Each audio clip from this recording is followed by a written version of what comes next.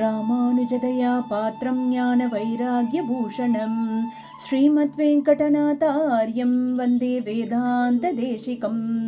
Wear புகழ் வெள்ளி புத்தூர் ஆடி பூரம் மென்மேலும் மிக விளங்க விட்டு சித்தன் தூய திருமகளாய் வந்து அரங்கனார்க்கு துழாய் மாலை முடிசூடி கொடுத்த மாதே நேயமுடன் திருப்பாவை பாட்டாரைந்தும் நீ உரைத்த தையொரு திங்கள் பாமாலை ஆய புகழ் 100 43 அன்புடனே அடியேனுக்கருள் செய் நீயே.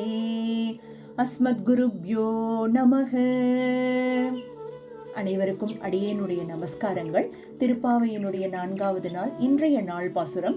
ஆழிமழை கண்ணா ஒன்று நீ கை கரவேல் ஆழியுள் புக்கு முகந்து கொடார் தேரி ஊழி முதல்வன் உருவம் போல் மெய்கருத்து பாழியன் தோளுடை பற்பநாபன் கையில் ஆழி போல் மின்னி வலம்புரி போல் நின்றதர்ந்து தாழாதே சார்ங்கம் உதைத்த சரமழை போல் வாழ உலகினில் பெய்திடாய் நாங்களும் மார்கழி நீராட மகிழ்ந்தேலோர் எம்பாவாய்.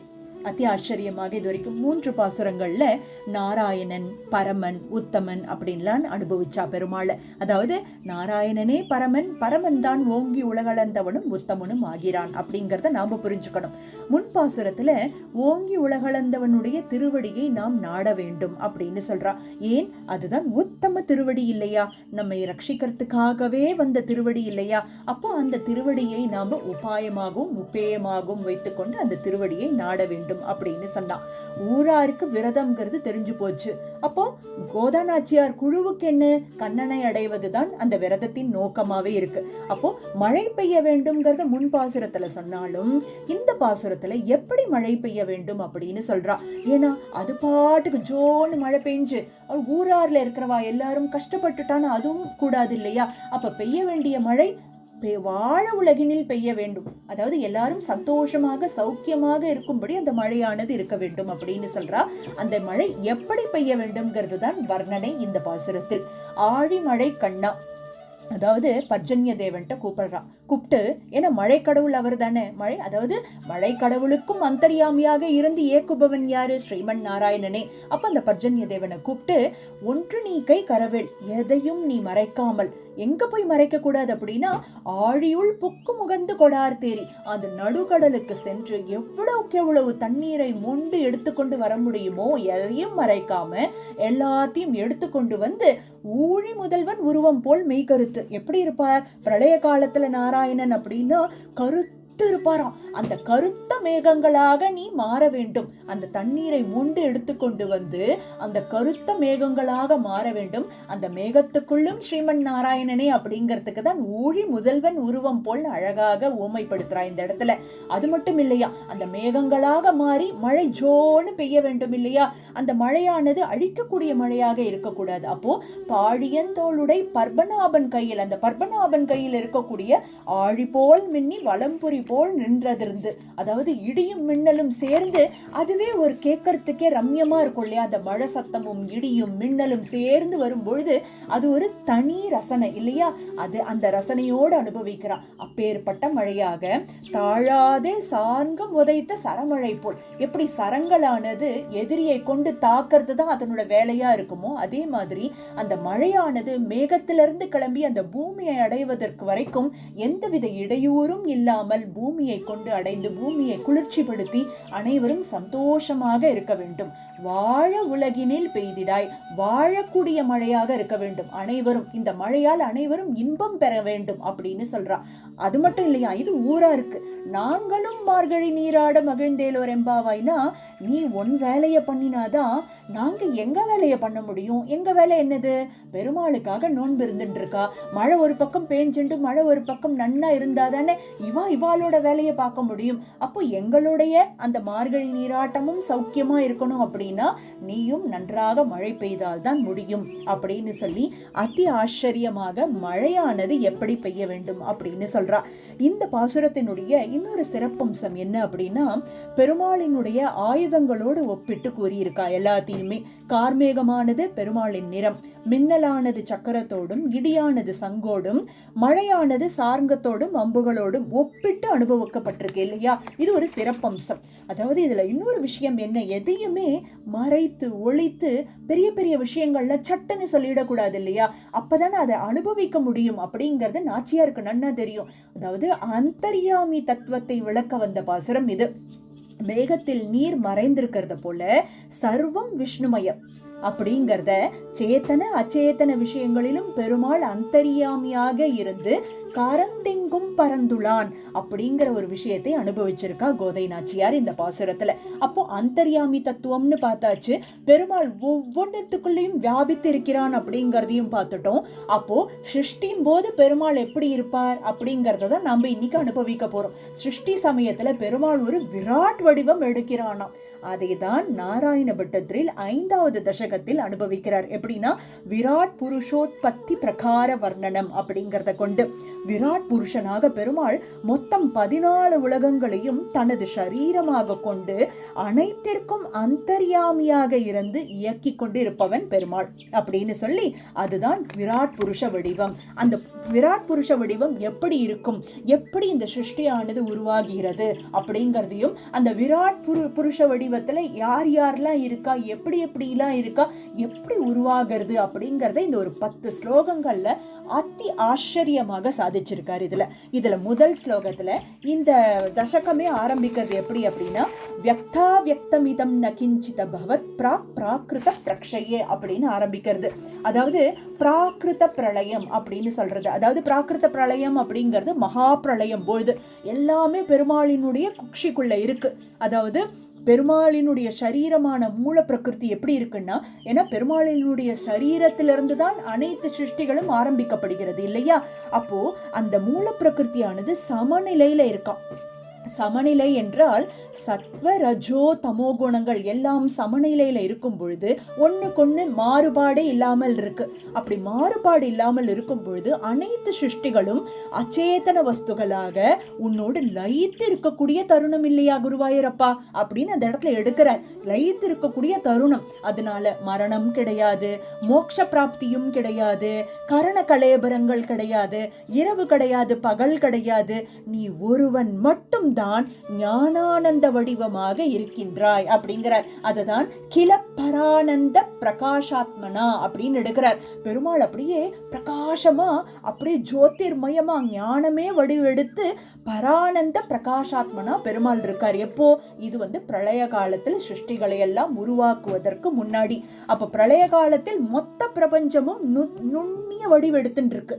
நுண்ணிய வடிவெடுத்து பகவானோடு ஒன்றிய நிலை, அவன் மட்டுமே இருக்கக்கூடிய தருணம் அது. அவை அனைத்தையும் சிருஷ்டிக்கு வெளிப்படுத்தும் போதுதான் ஸ்தூல வடிவமாக மாற்றுகிறான் பெருமாள் அப்படிங்கிறது தான் இதுல அனுபவிக்க போறார். இப்போ 2, 3, 4 இதுல எல்லாத்துலயும் இந்த ஸ்லோகங்கள் எல்லாம் என்னென்ன சொல்ல வர்றார் அப்படின்னா, முதல்ல 3வது ஸ்லோகத்துல பெருமாளினுடைய சரீரத்திலிருந்து தான் அனைத்து சிருஷ்டியும் ஆரம்பிக்க மாறுது இல்லையா? அந்த சரீரத்தை தான் நம்ம என்னன்னு சொல்றோம்? மூல பிரகிருதி. இதை சொல்றோம் மூல பிரகிருதி அல்லது மாயை அப்படின்னு அழைக்கப்படும். அந்த மூல பிரகிருதியானது அந்த மூலப்பொருள். அந்த மூல பிரகிருதியானது மகான் அப்படிங்கிற வேறு ஒரு தத்துவமாக மாற்றுகிறார் பெருமாள் முதல்ல. அதை தான் அந்த மூல பிரகிருதியை பற்றி சொல்றது தான் 3வது ஸ்லோகம். அந்த மூல பிரகிருதியானது மகானாக மாறுவதுதான் 4வது ஸ்லோகம். மகானானது அகங்காரமாக மாற்றப்படுகிறது. இதெல்லாமே தத்துவங்களாக மாற்றுகிறார் பெருமாள். அந்த அகங்கார தத்துவமாக மாற்றுவதுதான் 5வது ஸ்லோகத்தில் விவரிக்கப்பட்டிருக்கு. இப்போ அகங்காரம் அப்படிங்கறதுல இருந்துதான் சாத்விக அகங்காரம், தாமச அகங்காரம், ராஜச அகங்காரம் அப்படின்னு 3 அகங்காரங்கள் உருவாருது. இந்த 3 குணங்கள் இதுல இருந்துதான் வேற வேற வேற வேற படைப்புகள்லாம் உருவாக போறது எல்லாமே. இப்ப இந்த சாத்விக அகங்காரத்திலிருந்து யார் யாரெல்லாம் உருவாரா அப்படிங்கறது 6வதுலயும், தாமச அகங்காரத்திலிருந்து 7வது ஸ்லோகத்திலையும், ராஜச அகங்காரத்திலிருந்து என்னென்னலாம் உருவாகிறது அப்படிங்கறத 9வது ஸ்லோகத்திலையும் அழகாக வர்ணிக்கிறார். இப்போ சாத்விக அகங்காரத்துல என்னென்னலாம் உருவாருது அப்படின்னு பார்க்கும் பொழுது, இந்த புலன்களை இயக்கக்கூடிய தேவதைகள் எல்லாருமே இந்த சாத்விக அகங்காரத்திலிருந்து உருவாக்கப்படுறா. அதாவது அபிமான தேவதைகள். எப்படின்னா, கேட்பதற்கான அதி தேவதை யாரு? திக் தேவதை. தொடுதலுக்கான அபிமான தேவதை வாயு. பார்ப்பதற்கு சூரியன். சுவைப்பதற்கு வருணன். நுகர்தலுக்கு அஸ்வினி தேவர்கள். பேச்சுக்கு அக்னி. கைக்கு இந்திரன். காலுக்கு அச்சுதன், மல ஜல துவாரங்களுக்கு மித்ரகன், மனசுக்கு சந்திரன், இனப்பெருக்கத்துக்கு விதி, அகங்காரத்திற்கு ருத்ரன், ஜீவாத்மாவுக்கு ஷாரீரகமாக தேவதை. இப்படி ஷாரீரக தேவதை அப்படிங்கிறது உருவாருது. இப்படி அனைத்து தேவதைகளும் சாத்விக அகங்காரத்திலிருந்து உருவாருது அப்படிங்கிறத இந்த 6வது ஸ்லோகத்தில் எடுக்கிறார். இந்த தாமச அகங்காரத்திலிருந்து உருவாருது தான் பஞ்சபூதங்களும் பஞ்ச தன்மாந்திரியங்களும். அதாவது நிலம், நீர், காற்று, நெருப்பு, வானம். அது கூடவே தன்மாந்திரங்கள் என்னென்ன? பார்த்தல், கேட்டல், சுவைத்தல், நுகருதல், தொடுதல். இது 10ம் இந்த தாமச அகங்காரத்திலிருந்து உருவாருது. அடுத்தபடியாக ராஜச அகங்காரம். இந்த ராஜச அகங்காரத்திலிருந்து தான் 10 இந்திரியங்கள், 5 ஞானேந்திரியங்கள், 5 கர்மேந்திரியங்கள், மெய், வாய், கண், மூக்கு, செவி. அது கூடவே நாக்கு, கை, கால், மல ஜல துவாரங்கள். இப்படிங்கிறது இதுதான் இந்த சிருஷ்டியை உருவாக்குறதுக்கான இந்த பேசிக். அந்த பேசிக் லே அவுட்டை பெருமாள் எப்படி எல்லாத்தையும் ரெடி பண்ணி உள்ள வச்சிருக்காரு. இப்போ இதை தான் சொல்றார். இப்படி ஒவ்வொன்றும், அதாவது ஒவ்வொரு சிருஷ்டியை உருவாக்குறதுக்கும் இது அனைத்தும் தேவைப்படுறது. இப்ப பூலோகத்தை பத்தி நம்ம பேசிட்டு இருக்கோம். இந்த மாதிரி சிருஷ்டிகள், ஒவ்வொரு தேவதைகள் இருக்கா, ஒவ்வொரு சிருஷ்டிகளா பெருமாள் உருவாக்க போறார். ஒவ்வொன்னா எவ்வளோ கோடான கோடி சிருஷ்டிகள்லாம் இருக்கு இல்லையா? இப்படி ஒவ்வொன்னா உருவாயின்னு இருக்கு. இந்த பூலோகத்துக்கு கீழே 7 லோகங்கள் இருக்கு. அதுலயும் நிறைய சிருஷ்டி பண்றாரு பெருமாள். அத்தல, வித்தல, சுத்தல, தலாதல, மகாதல, ரசாதல, பாத்தாள அப்படின்னு அனைத்து லோகங்களும் இருக்கு. பூலோகத்துக்கு மேல 6 லோகங்கள் இருக்கு. புவஹா, சுவஹா, மகஹா, ஜனஹா, தபஹா, சத்தியம். இப்படி மொத்தம் 14 லோகங்கள் இருக்கு. இந்த 14 லோகங்கள் சேர்ந்ததுதான் ஒரு அண்டம். அப்போ இந்த ஒரு அண்டத்துக்குள்ள இவ்வளோ விஷயங்கள் உருவாருதுன்னா அதற்கு எல்லாத்திற்கும் காரணமாக இருப்பது மூல பிரகிருதி, அதாவது பெருமாளினுடைய சரீரம். அந்த பெருமாளினுடைய சரீரத்திலிருந்து தான் அனைத்து சிருஷ்டிகளும் உருவாக்கப்படுகிறது. ஒவ்வொன்றும் ஒவ்வொரு ஃபார்ம்ல மாத்தி மாத்தி, மேக்ரோல இருந்து மினியா, அதாவது பெருமாள் எல்லாத்தையும் வடிவமா மாத்தி மாத்தி உருவாக்குறார். இப்போ அண்டமாக வைத்தார் பெருமாள். இது எல்லாத்தையும் பண்ணிட்டு இப்ப அண்டத்துக்குள்ள உள்ள வச்சுட்டார். இப்ப ஏதோ ஒரு முட்டை வடிவத்துல நீங்க கற்பனை பண்ணிக்கோங்க. இப்படி உருவாக்கி இத 10வது ஸ்லோகத்துல சொல்றார். அதாவது சாத்விக அகங்காரத்திலிருந்து 6வது ஸ்லோகமும் 7வது ஸ்லோகத்திலிருந்து தாமசத்திலிருந்தும் ராஜ அதாவது கடைசியில சொல்லப்பட ராஜச அகங்காரத்திலிருந்து 8வது ஸ்லோகத்தும் என்னென்னலாம் உருவாகிறது அப்படிங்கறத விவரணம் பண்ணிட்டு இதை 10வது ஸ்லோகத்துல எப்படி விராட் புருஷனா பெருமாள் எப்படி நமக்கு காட்சி கொடுக்கிறான் அப்படிங்கறத சொல்ற. இப்படி எல்லாத்தையும் உருவாக்கிட்டு 1000 வருஷம் கழிச்சு அந்த முட்டை வடிவத்துல எல்லாரும் அப்படி கற்பனை பண்ணிக்கோங்கன்னு சொன்னோம் இல்லையா? இப்ப அந்த முட்டையானது வெடிக்கிறதாம். 1000 வருஷம் உருவாக்கின பிறகு அப்போ வெடித்தவாறு விராட் புருஷம் என்ற குருவாயூரப்பா நீ ஒரு வடிவம் எடுத்தாய் அப்படின்னு சொல்ற. விராட் வடிவம் அப்படிங்கிறது அந்த திருமேனியில 14 உலகங்களும் வெவ்வேறு அங்கங்களாக இருக்கான் பெருமாளுக்கு. ஒன்னு காலாக, ஒன்னு தொடையாக, ஒன்னு குக்ஷியாக அப்படின்னு ஒவ்வொன்றும் ஒவ்வொரு பார்ட் ஆஃப் தி பாடியா இருக்கான். பெருமாளினுடைய அந்த அவயவங்கள்லாம் ஒவ்வொன்றும் ஒவ்வொரு லோகங்களாக இருந்து இப்படித்தான் உலகத்தின் சிருஷ்டியை நடத்தின பெருமாளே அப்படின்னு சொல்லி கண்ணு முன்னாடியே குருவாயூரப்பன்ட்ட கேட்கிறார் பட்டத்ரில். இப்படிதானே நீ உன்னுடைய சிருஷ்டியை உருவாக்கின, இப்படிதானே குருவாயூரப்பா நீ ஒரு விராட் வடிவம் எடுத்தாய். விராட் வடிவம் எடுக்கிறது அப்படிங்கிறது இந்த சிருஷ்டியை உருவாக்குவது. இப்படி சதுர்தச ஜகத் ரூபமாக விராட் புருஷனாக பெருமாள் காட்சி கொடுத்தான் குருவாயூரப்பன் அந்த இடத்துல. இப்படி அந்தர்யாமியாக இருப்பது, ஒவ்வொன்றுத்துக்குள்ளேயும் இருந்து செயல்பட வைப்பது பெருமாள் தான். அந்த பெருமாளினுடைய சரீரம் மூல பிரகிருதி தான் அனைத்து சிருஷ்டிகளுக்கும் அடிப்படையாக இருந்து அனைத்து சிருஷ்டிகளும் உருவாக்கப்படுகிறது. இப்படி திருப்பாவையினுடைய 4வது பாசுரமும் என்ன சொல்ல வந்திருக்கு? அந்தர்யாமியாக இருந்து அந்த மழையை பெய்ய வைப்பதும் பெருமாள் தான். அப்போ அந்த மழையானது எப்படி பெய்ய வேண்டும் அப்படிங்கறத அனுபவிச்சோம். இன்னைக்கு நாம் அனுபவிச்ச தசகமானது 5வது தசகம். அதாவது விராட் புருஷனாக பெருமாள் எப்படி காட்சி கொடுத்தான், குருவாயூரப்பன் எப்படி இந்த சிருஷ்டியை உருவாக்கினான் அப்படிங்கறத அனுபவிச்சோம். நாளைக்கும் திருப்பாவையினுடைய 5வது பாசுரத்தோடு ஒரு அருமையான தசகத்தோடு நாம அனுபவிப்போம். அஸ்மத் குருப்யோ நமக. ஆண்டாள் திருவடிகளே சரணம்.